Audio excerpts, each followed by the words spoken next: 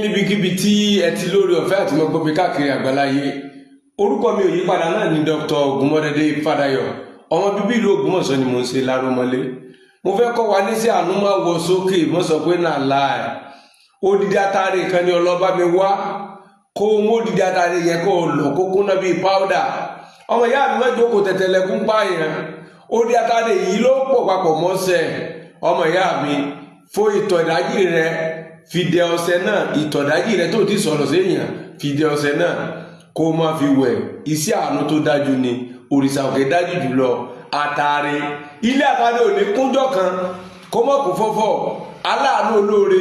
jẹ́ kó fowó wá mi kàn lónìí níbikíbi mo fọ́ kórè sí kí n ríre ṣe tó bá wà ní Canada tó wà ní London tó wà ní England tó wà ní Europe tó wà ní America ó lè ṣe